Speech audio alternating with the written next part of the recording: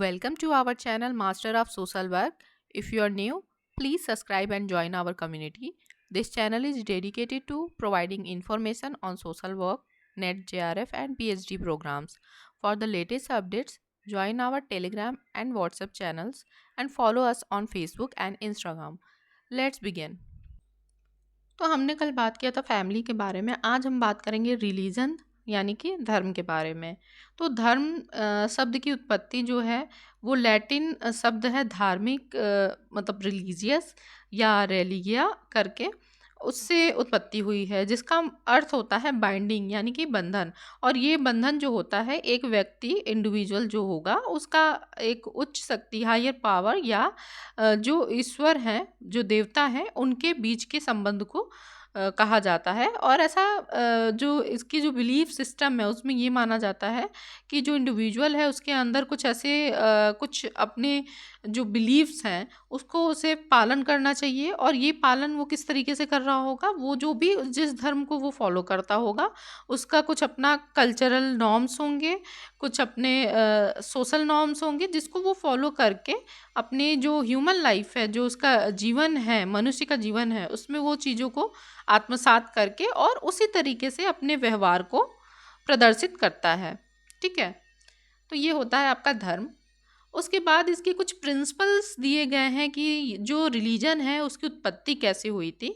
तो जो एक थ्योरी है, थ्योरी ऑफ सेल्फ रियलाइजेशन और बायोलॉजी। तो इसमें क्या है, ये जो आपकी थ्योरी है वो ये बताती है कि जो व्यक्ति होता है ना, जो किसी भी धर्म का जो अनुयायी है, जब वो अपने शरीर आत्मा या एक स्वतंत्र आत्मा की अवधारणा को समझने लगता है कि ये क्या है, क्यों है, उसका जन्म क्यों हुआ है, ये सारी चीज़ें जब उसे पता चलती है, उसको अपना उद्देश्य मिल जाता है, तो वो अपने धर्म को समझ पाता है। ठीक है, तो यहाँ सेल्फ रियलाइजेशन की बात की जाती है। जैसे कि अगर हम बात करें, आप हिंदू धर्म में देखेंगे योग की बात की गई है कि योग के द्वारा आप अपने आप को जो आपके अंदर जो शक्ति है उसको प्राप्त कर सकते हैं, है ना। और बौद्ध धर्म में भी ध्यान की बात की गई है, मेडिटेशन की बात की गई है। जैसा कि गौतम बुद्ध को एनलाइटमेंट हुआ था, उसके बाद उनको ज्ञान की प्राप्ति हुई थी। तो इस तरीके से ये आपका जो है सेल्फ रियलाइजेशन बताता है। ठीक है, इसके बाद हम चलते हैं नेक्स्ट। तो नेक्स्ट है थियरी ऑफ नेचुरलिज्म, जिसको मैक्स मूलर ने बहुत अच्छे से डिस्क्राइब करने की कोशिश की है। उनका कहना था कि जो भी प्रकृति से रिलेटेड चीज़ें हैं, है ना, जैसे अगर हम उदाहरण लें, प्राचीन सभ्यताएं जो थी उनमें सूर्य, चंद्रमा, जल और अग्नि और जो प्रकृति जैसे जो भी तत्व हैं उनकी पूजा की जाती थी, है ना। जिसमें अगर आप देखेंगे जो मिस्र के लोग थे वो सूर्य देवता की पूजा करते थे अपने देवता के रूप में, है ना। यूनानियों ने अपोलो की पूजा की है, सूर्य देवता की पूजा की है। तो ये सारी चीज़ें हैं। और अभी भी आप देखेंगे बहुत सारे जो ट्राइबल एरियाज़ हैं वहाँ पे अभी भी नेचर की ही पूजा की जाती है। और कहीं ना कहीं आप हिंदू धर्म में भी देखेंगे तो सूर्य को भगवान के रूप में देखा जाता है, उनकी पूजा की जाती है। तो ये सारी चीज़ें आपकी थ्योरी ऑफ नेचुरलिज्म की बात की जाती है यहाँ पे। इसके बाद आपका आता है सोशियोलॉजिकल प्रिंसिपल ऑफ रिलीजन और प्लेगरिज्म, जो इमाइल दुर्कीम ने इसको डिस्क्राइब किया है। उनका मानना था कि जो रिलीजन है वो सोसाइटी द्वारा ही बनाया गया एक प्रोडक्ट है, मतलब मैनिफेस्ट किया गया है, जिसमें क्या होता है, जिसमें लोग एक कलेक्टिव लाइफ जीते हैं। इसमें रिलीजन के थ्रू लोग आपस में मिलते हैं, जुड़ते हैं और अलग अलग तरीके के अपने जो त्यौहार हैं, सेरेमनीज़ बनाते हैं, पूजा करते हैं, अपना वर्शिप करते हैं, है ना। ये सारी चीज़ें होती हैं जिनसे क्या होता है कि एक कम्युनिटी बिल्ड होती है उनकी अपनी, एक अपना समुदाय इकट्ठा होता है, जिसके कारण उनमें एकता की भावना और बाकी चीज़ें होती हैं। तो उनका ये कहना था कि मतलब इसके थ्रू जो है लोगों में एकता और सांप्रदायिकता देखने को आपको मिल जाती है। धर्म इस प्रकार से विकसित हुआ है, इसके बारे में उन्होंने बात कही थी। इसके बाद है जो प्रिंसिपल जो दिया गया था, फॉर्नरर थ्योरी ऑफ रिलीजन। ठीक है, फॉर्नरर थ्योरी ऑफ रिलीजन का क्या कहना है कि यह सिद्धांत मानता है कि जो मानव था उसकी जो मौलिक मान्यताएं होती हैं ना, जैसे कि कुछ मौलिक चीज़ें होती हैं उसे वो प्राप्त करना ज़रूरी है ना। जैसे बेसिक नीड आपकी क्या होती है, फूड, क्लॉथिंग, शेल्टर, है ना, भोजन, कपड़ा और मकान। उसी तरीके से वो कहते हैं कि धर्म भी उसी तरीके से ज़रूरत है एक सोसाइटी में रहने वाले व्यक्ति के लिए। जैसे लोग अपना बेसिक चीज़ों की पूर्ति करते हैं, वैसे उन्हें एक रिलीजन की ज़रूरत है जिसके थ्रू उनके जो लाइफ है उसको कंट्रोल में रखा जा सके और सही तरीके से वो व्यवहार कर सके, एक मतलब कंट्रोल तरीके से उसके अंदर लोग उसको फॉलो कर सके। उन्होंने इसका एग्जाम्पल दिया कि जो पहले मंदिर वगैरह आपको देखने को मिलेंगे जहाँ पे लोग जाते थे, वहाँ पे उनको धार्मिक शिक्षा वगैरह दी जाती थी। तो ये सब क्या चीज़ें थी, ये एक उनका लाइफ का पार्ट था जो कि नेसेसरी था उनके लिए। तो उन्होंने कहा कि ये ज़रूरी है सबके लिए, अपने लाइफ में एक रिलीजन उनका अपना होना चाहिए। ठीक है, और होता भी है। देखिए, ये हैं कुछ क्लासिफ़िकेशन दिए गए हैं कि कैसे रिलीजन कितने तरीके से हो सकता है। तो जो पहला यहाँ पे दिया गया है वो है पॉलीथिज़्म। पॉलीथिज़्म में क्या होते हैं, जिसमें मल्टीपल गॉड होते हैं। मतलब कि जो जिस धर्म में अलग-अलग लोग अलग-अलग ईश्वर भगवान की पूजा करते हैं, वो अपना आपका पॉलीथिज़्म में विश्वास करते हैं, है ना? तो इसमें क्या होगा आपका, जैसे कि हमारे यहाँ अगर देखें भारत में, तो जो सनातन धर्म है, हिंदू धर्म है, वहाँ पे क्या है कि अलग-अलग भगवान लोगों की पूजा की जाती है। जैसे कि नेचर की भी पूजा होती है, जिसमें सूर्य को देवता माना जाता है, उनकी पूजा की जाती है। और वहीं पे अलग-अलग और भी हैं, जैसे महादेव, शिव शंकर हैं आपके, और राम भगवान हैं, कृष्ण भगवान हैं, माता लक्ष्मी हैं। तो यहाँ पे क्या आपको बहुत सारे मतलब भगवान लोग मिल जाएँगे जिनकी लोग पूजा करते हैं, अपने विश्वास जिनमें उनको हो, या जो उनके इष्ट देव होते हैं उनकी वो पूजा करते हैं, ठीक है? फिर आता है मोनोथिज़्म, जिसमें केवल एक जो ईश्वर होते हैं उसी को फ़ॉलो करते हैं।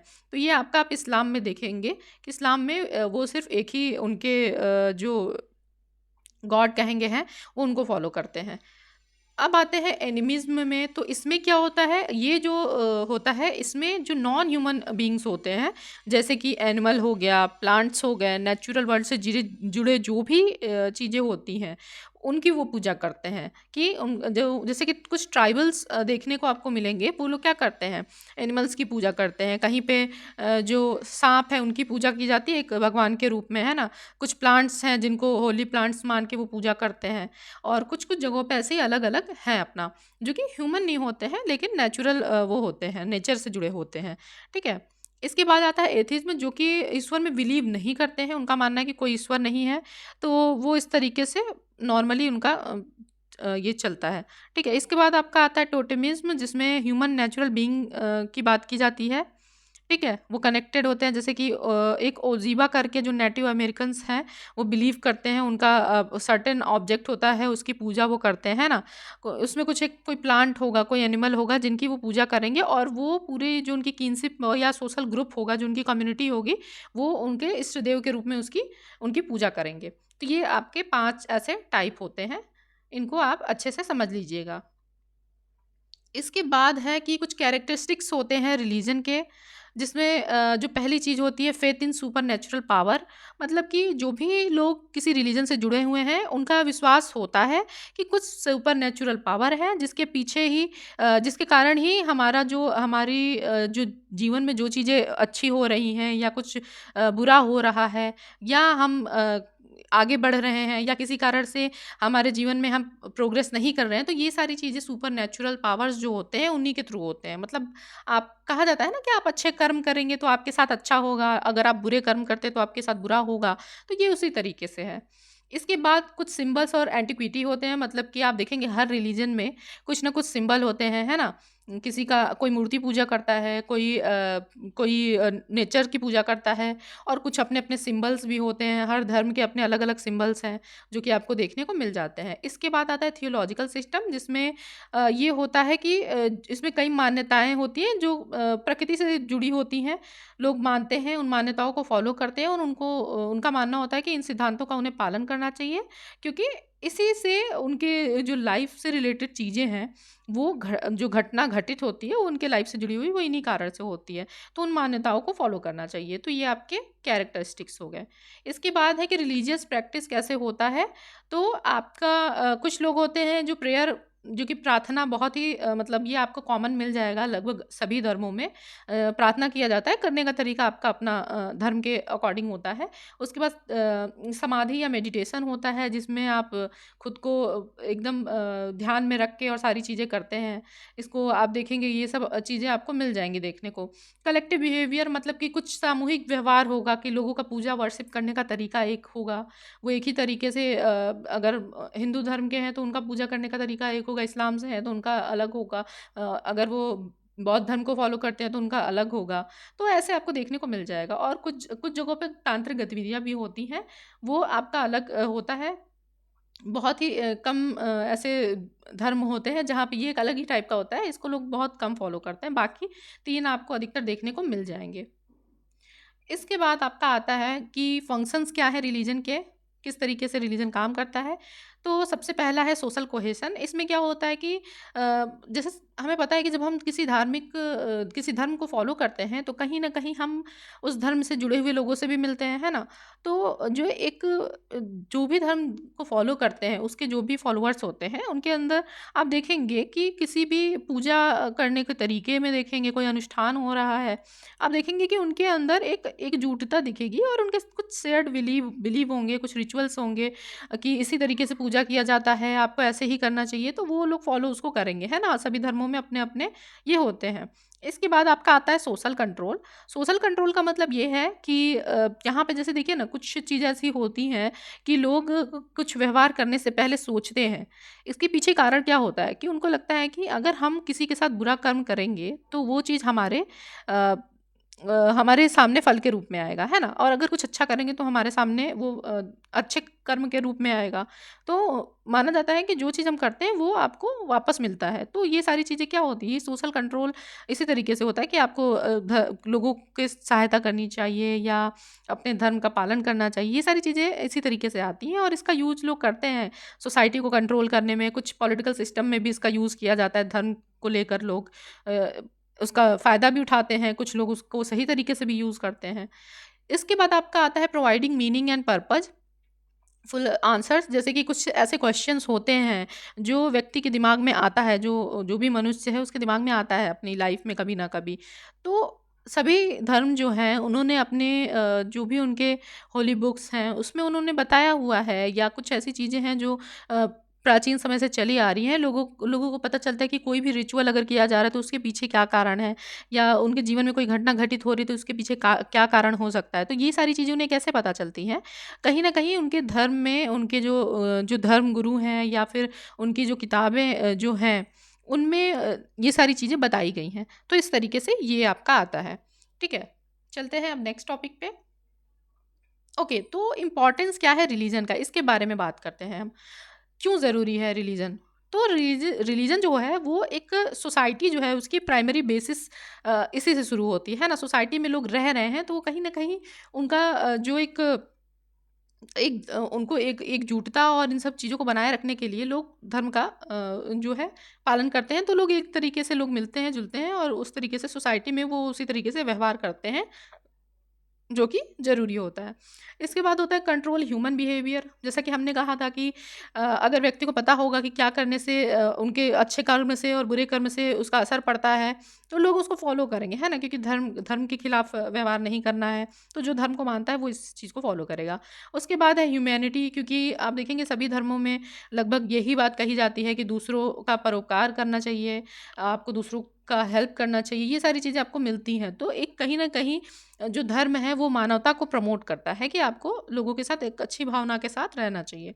ठीक है? इसके बाद है कि पवित्रता की भावना। जब इंसान किसी धर्म को फ़ॉलो कर रहा है तो वहाँ पे क्या होता है कि कुछ ऐसी चीज़ें होती हैं जो उनको बताया जाता है कि अगर आप इस तरीके से करेंगे तो ये आपके अच्छे कर्म होंगे जिसका आपको फल मिलेगा आगे, और बहुत सारी चीज़ें ऐसी होती हैं। तो ये कहीं न कहीं पवित्रता को आपके विकसित करने में हेल्प करता है। इसके बाद होता है सोशल वेलफेयर में इसका योगदान मिलता है। जैसे कि हम देखेंगे सोशल वर्क में भी इसकी शुरुआत कैसे हुई थी सोशल वर्क की, तो दान पुण्य से ही शुरू हुई थी, है ना?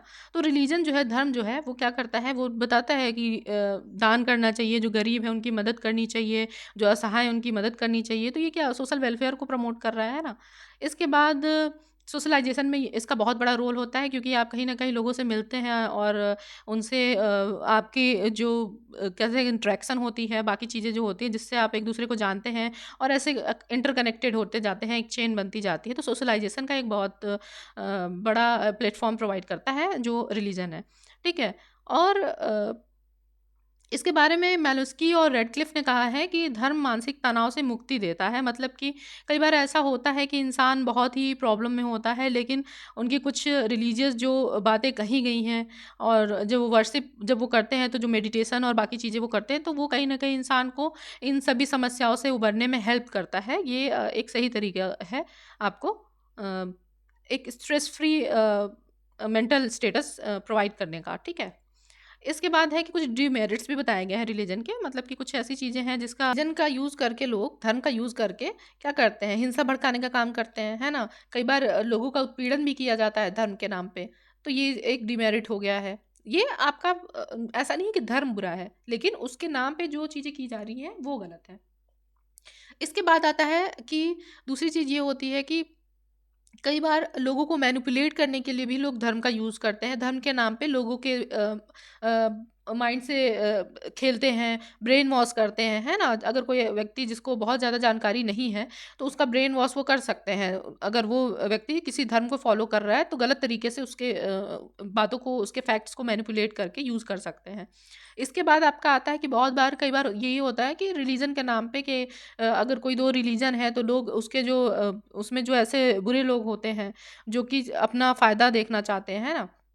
वो क्या करते हैं, वो अपना रिलीजन का यूज़ करके, धर्म का यूज़ करके कॉन्फ्लिक्ट पैदा करते हैं और फ़ायदा उठाते हैं। ऐसा अंग्रेज़ों ने किया था अपने टाइम पे अलग-अलग चीज़ों को लेकर। जैसे लोग कास्ट का डिफ़रेंस देख के लोगों के बीच में कॉन्फ्लिक्ट पैदा होता है। ये करने वाला किसी चीज़ का भी यूज़ कर सकते हैं, ठीक है? तो ये हो गया आपका। उसके बाद है कि जो धर्म है, इसके नाम पे बहुत बार सुपरस्टिशंस को बढ़ावा दिया जाता है, इग्नोरेंस यानी अज्ञानता को बढ़ावा दिया जाता है। इसका मतलब ये है कि कई बार लोग धर्म के नाम पे लोगों के, जो भोले-भाले लोग होते हैं, उनके मन के साथ खेलते हैं, उन्हें गलत चीज़ें बताकर और उन्हें फ़ॉलो करने को कहते हैं, और धर्म के नाम पे लोग करते हैं क्योंकि उनके पास ज़्यादा ज्ञान नहीं होता है इसके बारे में। इसके अलावा आपका रिलीजन लोगों को फाइनेंशियली और इमोशनली कई बार एक्सप्लॉइट करने के लिए भी यूज़ किया जाता है। कई जगहों पे जो ढोंगी लोग होते हैं, वो इसका फ़ायदा उठाते हैं। तो ये आपके कुछ डिमेरिट्स थे रिलीजन के बारे में। तो हमने अभी आज बात कर ली ये धर्म से रिलेटेड, जो भी हमारा ये टॉपिक था, हमने आज इसको कवर कर लिया है। हम बात करते हैं सोशल स्ट्रैटिफ़िकेशन के बारे में। तो सोशल स्ट्रैटिफ़िकेशन मतलब सामाजिक स्तरीकरण कहते हैं इसे। तो सामाजिक स्तरीकरण क्या होता है? जैसे कि हम बात करें, समाज जो होता है, उसमें सामाजिक स्तरीकरण का मतलब है कि एक हायरार्किकल जो अरेंजमेंट होता है। मतलब कि ऐसे टाइप का, जैसे देखते हैं ना कि आप समाज में कोई अमीर है, कोई गरीब है। अगर हम वेल्थ की बात करें तो, इनकम की बात करें तो, एजुकेशन को लेकर देखें तो कहीं पे कोई इलिटरेट है और कहीं पे कोई प्रोफ़ेसर है या कोई ऐसे हैं। फिर ऑक्यूपेशन की भी बात ऐसे ही कर सकते हैं कि कोई जो फ्रंट लाइन वर्कर हैं, वो हो जाते हैं, और कुछ लोग ऐसे हो जाते हैं जो हायर मैनेजमेंट में होते हैं, और ऐसे ही कुछ सोशल स्टेटस होते हैं, ठीक है? तो मतलब ये एक हमने नॉर्मल बताया, अब हम थोड़ा-सा इसके डेफिनेशन को देख लेते हैं। तो जो गेज़वर्थ थे, उन्होंने सोशल स्ट्रैटिफ़िकेशन के बारे में कहा था कि सोशल स्ट्रैटिफ़िकेशन का मतलब होता है कि सोसाइटी को डिवाइड कर देना, है ना? डिवाइड किस तरीके से करना कि कुछ जो अलग-अलग सस्टेनेबल कैटेगरीज़ हैं या ग्रुप्स हैं, उनमें बाँट देना, जो कि कोरिलेटेड और एक जुड़े हुए हैं ऐसे टाइप के। जैसे कि मान लीजिए कोई सोसाइटी है, ठीक है? अब इसमें कोई व्यक्ति है जो कि अ, एक अच्छे वेल्दी फैमिली से है ना? उसका इनकम हाई है, उसका स्टैंडर्ड ऑफ लिविंग हाई है, और वही कोई है जो कि गरीब परिवार से है। तो ये क्या हुआ, यहाँ पे एक ये 2 चीज़ें हैं, इसको डिवाइड कर दिया गया है। अब इनको ये ऊपर रख रहे हैं और इनको नीचे रख रहे हैं। तो इस तरीके से मतलब बताया जाता है कि ये कुछ ऐसे होता है कि मतलब एक हायर लेवल पे होगा और एक जो सबऑर्डिनेशन में होगा, जो नीचे के लेवल पे होगा। ठीक है? फिर इसके बाद रेमंड मूरे जो हैं, उन्होंने भी बताया है कि उन्होंने कहा कि जो ये सोशल स्ट्रैटिफ़िकेशन होता है, ये डिवीज़न होता है सोसाइटी का, एक कह सकते हैं लोअर एंड हायर। सेम ऐसे तरीके से कि मतलब कि 2 भागों में बाँट दिया गया है, एक ऊँचे सोसाइटी के लोग कहे जाएँगे और एक निम्न सोसाइटी के लोग कहे जाएँगे। इसी तरीके से टैलकट पार्सन ने भी अपना बताया था, उन्होंने कहा था कि जो इंडिविजुअल सोशल सिस्टम में उसको इस तरीके से बाँट दिया जाता है कि कोई हायर पोज़ीशन पे होता है, कोई लोअर पोज़ीशन पे होता है। तो मतलब यहाँ पे आपको एक अंतर मिलेगा, डिवाइड किया गया रहेगा सोसाइटी को, एक कहीं न कहीं एक जो ग्रुप होगा या इंडिविजुअल होगा उसको हायर लेवल पे रखा जाएगा और कहीं न कहीं जो दूसरा ग्रुप या आपका इंडिविजुअल होगा उसको लोअर हायरार्की में रखा जाएगा। तो ये चीज़ें बताई गई थी इनके डेफिनेशंस के अकॉर्डिंग, ठीक है? इसके बाद है कि फीचर्स ऑफ सोशल स्ट्रैटिफिकेशन। तो इसमें क्या होता है, कुछ फीचर्स होते हैं सोशल स्ट्रैटिफिकेशन का। एक चीज़ जो देखने को मिलती है वो है डिस्क्रिमिनेशन, ठीक है? डिस्क्रिमिनेशन का मतलब है कि भेदभाव देखने को मिलेगा। तो जो सोशल स्ट्रैटिफिकेशन है वहाँ पे आपको जो सोशल ग्रुप्स होंगे ना उनमें ये देखने को मिलेगा कि डिस्क्रिमिनेट किया गया जाएगा लोगों को या फिर ग्रुप्स को कि आप हायर सोसाइटी से हैं, आप लोअर सोसाइटी से हैं, इस तरीके से उनको डिस्क्रिमिनेट किया जाएगा। आप अमीर हैं, आप गरीब हैं, ऐसे बाँट दिया जाता है ना? और ये सिर्फ़ इसी तरीके से नहीं होगा, वेल्थ नहीं होगा, इसके पावर के टाइम पे भी होता है, कुछ पॉलिटिकल पावर किसी के पास ज़्यादा है और किसी के पास नहीं है, तो उस तरीके से भी लोगों को डिस्क्रिमिनेट किया जा सकता है। जेंडर वाइज़ कर सकते हैं, जैसा कि देखने को मिलता है कि अगर मेल है तो उसकी डिसीज़न मेकिंग को ज़्यादा तवज्जो दी जाएगी और फीमेल है तो इस तरीके से किया जाएगा। तो ये आपका हो जाता है डिस्क्रिमिनेशन होता है, एक फीलिंग होती है ऐसी। फिर क्लास कॉन्शियसनेस होता है, मतलब ऐसा होगा कि सॉरी इसके बाद आपका आता है क्लास कॉन्शियसनेस। इसमें क्या होता है, जो सोशल ग्रुप होता है उसमें कलेक्टिव कॉन्शियसनेस मिलेगी। तो इसमें क्या होगा, जो भी जिस क्लास से इंसान जिस वर्ग से जो बिलोंग करता होगा वो अपना पूरा एफर्ट लगाएंगे कि उनकी क्लास को बेहतर किया जा सके, मतलब कि उनके क्लास का जो भी स्तर है उसको अच्छा किया जा सके। इसके बाद आपका आता है सोशल डायनेमिक्स। तो सोशल डायनेमिक्स में आपका आ जाता है कि जो लोअर क्लास है वो एफर्ट करता है कि वो अपर क्लास में चला जाए, मतलब कि अगर किसी के पास एजुकेशन नहीं है तो वो कोशिश करेगा कि वो एजुकेशन गेन करे और एक अच्छे लेवल पे अपना इस्टेब्लिश कर पाए खुद को और अपने आप को एक अच्छी जॉब में ले आ पाए, जिससे उसका क्या होगा, उसका जो एक कहेंगे कि उसका वेल्दी वो होगा और उसका जो क्लास होगा वो अपर क्लास में चला जाएगा, क्योंकि उसके पास इनकम ज़्यादा होगी तो फिर वो पुअर से मिडिल, मिडिल से रिच जो क्लास है उसमें चला जाएगा। तो ये एक मतलब डिस्क्राइब करने का तरीका है सोशल डायनामिक्स का, ये आप याद रखिएगा, एग्जाम में पूछ सकता है। जब ये याद रखिएगा लाइन कि lower class make effort to change into upper class, ठीक है? इसके बाद आपका आता है कि कैरेक्टरिस्टिक्स ऑफ सोशल स्ट्रेटिफिकेशन। ये जो मेल्विन ट्यूमेन थे उन्होंने काफ़ी एक्सटेंसिव रिसर्च की थी सोशल स्ट्रेटिफिकेशन पे और फिर उसके बाद अपना ये इन्होंने बताया था कि क्या क्या कैरेक्टरिस्टिक्स हैं। तो जो पहला कैरेक्टरिस्टिक्स है वो है यूनिवर्सलिटी। इसका मतलब है सर्वव्यापकता। तो इनके अनुसार कहना था इनका कि जो सोशल स्ट्रेटिफिकेशन है, सामाजिक स्तरीकरण है, वो आपको यूनिवर्सल फीचर दिख जाएगा सोसाइटी में, है ना? आपको ये हर जो भी सोसाइटी है दुनिया में, वो आपको दिख जाएगा कि वहाँ पे आपको ये चीज़ दिख जाएगी कि वहाँ पे कहीं न कहीं सोशल स्ट्रैटिफ़िकेशन है, वो ऐसा नहीं है कि सिर्फ़ प्रेज़ेंट में ही है, वो पास्ट और प्रेज़ेंट दोनों में आपको देखने को मिल जाएगा। और इसका जो तरीका होगा वो डिफ़रेंशिएशन बेस्ड अपना-अपना होगा। कहीं पे जेंडर बेस्ड देखने को आपको मिलेगा कुछ चीज़ें और कुछ चीज़ें आपको जो इकोनॉमिकल कंडीशन को देख के मिलेगी, कुछ जगहों पे पॉलिटिकल पावर को देख के मिलेगा। तो ये आपका डिपेंड करेगा उस पे ही। इसके बाद जो उन्होंने बात की थी कि एक डिफरेंशिएशन देखने को मिलेगा, सामाजिक भेदभाव, है ना? जैसे कि लोगों को क्लासिफ़ाई किया जाएगा, एक क्लासिफ़िकेशन में डाल दिया जाएगा। जैसे कि उनका कैटेगरी देखा जाएगा कि वो किस ऑक्यूपेशन के हैं, उनका वेल्थ क्राइटेरिया क्या है। तो उस बेसिस पे उनको देखकर उनके सोशल स्टेटस को अ, डिसाइड कर दिया जाएगा कि आप इस क्लास से हैं, आप इस क्लास से हैं, वो बाँट दिया जाएगा, जो कि आपको नेचुरली देखने को मिलता है। आप इसको अपनी रियल लाइफ़ एग्ज़ाम्पल में देख सकते हैं।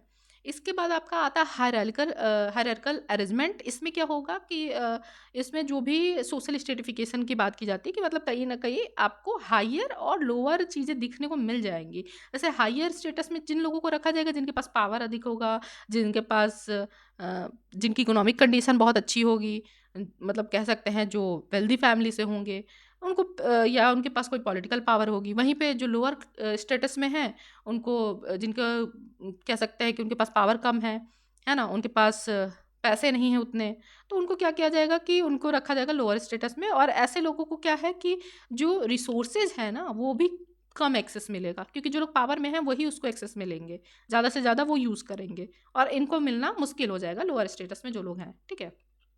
इसके बाद आपका आता है सोशल इनइक्वालिटी, मतलब कि सोशल स्ट्रेटिफिकेशन जो है कहीं न कहीं अनइक्वल डिस्ट्रीब्यूशन दिखाता है, जो रिसोर्स का है, अपॉर्च्युनिटी का है ना? जैसे कि कोई अमीर व्यक्ति है, तो जब कहीं पे बात आएगी, कहीं पे उसे कुछ ऐसा मौका मिलता है, तो उसके पास पैसे होंगे तो वो उस अपॉर्च्युनिटी को जल्दी मतलब ले सकता है, कर सकता है। जबकि कोई गरीब होगा, उसके लिए वहाँ तक पहुँच पाना थोड़ा मुश्किल होगा। जैसे कि अगर किसी ऐसे कॉलेज में एडमिशन लेना है जिसकी फ़ीस बहुत ज़्यादा होगी, तो वहाँ पे क्या होगा? वहाँ पे जो अमीर लोगों की फैमिली के लोग होंगे, उनका पहुँचना आसान होगा, क्योंकि उनके पास है, अब वो फ़ीस दे सकते हैं। लेकिन एक गरीब का बच्चा वहाँ पे जाना उसका मुश्किल होगा। तो ये कहीं न कहीं इनइक्वालिटी को आपको दिखाता है। ये आपका इस तरीके से होगा, ठीक है? इसके बाद आता है इंटरजेनरेशनल ट्रांसमिशन। इसमें क्या होता है कि जो भी चीज़ें आप एक पीढ़ी में देखेंगे कि जो भी उनकी स्टेटस होंगे, वो दूसरी पीढ़ी में प्रसारित कर दिए जाएँगे, मतलब ट्रांसमिटेड हो जाएँगे। अगर एक व्यक्ति है जो कि अमीर फैमिली का है, तो वो उसके फैमिली का जो भी कल्चर होगा, बाकी चीज़ें होंगी, वो उसके साथ-साथ उसके अगली पीढ़ी में चले जाएँगे। वही सेम चीज़ लोअर क्लास का जो व्यक्ति होगा, उसके साथ होगा। तो ये जो कारण है, इसके कारण क्या होगा कि एक असमानता बनी रहेगी हमेशा, ठीक है? तो ये आपका हो गया इसका जो भी कैरेक्टरिस्टिक्स था। इसके बाद है इंस्टीट्यूशनलाइजेशन, संस्थागतकरण। तो इसमें क्या होता है कि बात की जाती है कि ये सोशल स्ट्रेटिफिकेशन कैसे हो रहा है, तो कहीं न कहीं इसमें जो हमारा जो इंस्टीट्यूशंस हैं सोसाइटी के, ये उनके द्वारा ही हो रहा है ना? उसमें आप फैमिली देख लें, आप किस फैमिली से बिलॉन्ग कर रहे हैं, उसी से आपका स्टेटस स्ट्रैटिफ़िकेशन हो रहा है। आपकी एजुकेशन क्या है, इकॉनमी मतलब कि आप किस फैमिली से हैं, क्या आपकी इनकम है। उसके बाद गवर्नमेंट की तरफ से भी जो चीज़ें हैं, तो ये सब चीज़ें क्या है, रीइन्फोर्स करती हैं ये स्ट्रैटिफ़िकेशन को। तो यहाँ पे ये चीज़ भी शामिल हो जाती है आपकी। फिर हम बात कर लेते हैं कि बेसिक्स ऑफ सोशल स्ट्रैटिफ़िकेशन। तो यहाँ पे जो था ये कुछ लोगों ने अपने कॉमन कुछ थॉट्स रखे हैं, जिसमें टैलकट पार्सन हैं, उनके अनुसार उन्होंने कहा कि 6 फैक्टर्स होते हैं जो कि सोशल स्ट्रैटिफिकेशन में अपनी भूमिका निभाते हैं, ठीक है? और इसमें वो आपका आ जाएगा कि membership of the relationship group, कि आप किस ग्रुप से मेंबर हैं, ठीक है? फिर आपका पर्सनल कैरेक्टरिस्टिक्स आ जाएँगे, अर्न्ड अचीवमेंट आ जाएँगे, पोजीशन एंड पावर। तो ये सारी ही चीज़ें आपकी आ जाएँगी, ठीक है? इसके बाद सोर्किन के अनुसार उन्होंने कहा था कि इसके बेसिक 3 स्ट्रैटिफ़िकेशन के 3 आधार हैं। उसमें क्या है, आप इकोनॉमिक, पॉलिटिकल एंड कमर्शियल, मतलब कि इनके अनुसार था कि अगर आप किस फैमिली से बिलॉन्ग कर रहे हैं, आपके पास इनकम और बाकी चीज़ें क्या हैं जिससे आप मतलब अ, उस पे ही आपका आप रिच हैं, पुअर है, उस पे डिपेंड करता है। दूसरी चीज़ आपके पास पॉलिटिकल पावर है अगर, और कमर्शियल मतलब अगर आप कोई बिज़नेसमैन हैं और या साधारण व्यक्ति हैं, तो इस पे भी आपका जो बेसिस पे जो स्ट्रैटिफ़िकेशन होता है, वो होता है। फिर इसके बाद कार्ल मार्क्स थे, जिन्होंने फाइनेंशियल बेसिस को इम्पोर्टेंस दी थी। जैसा कि हमें पता है कि उन्होंने 2 क्लास बताया था कि एक कैपिटलिस्ट होते हैं और एक लेबरर्स होते हैं सोसाइटी में। तो ये इनका अपना इन्होंने बताया हुआ था, ठीक है? तो ये 3 तरीके से इन लोगों ने बताया।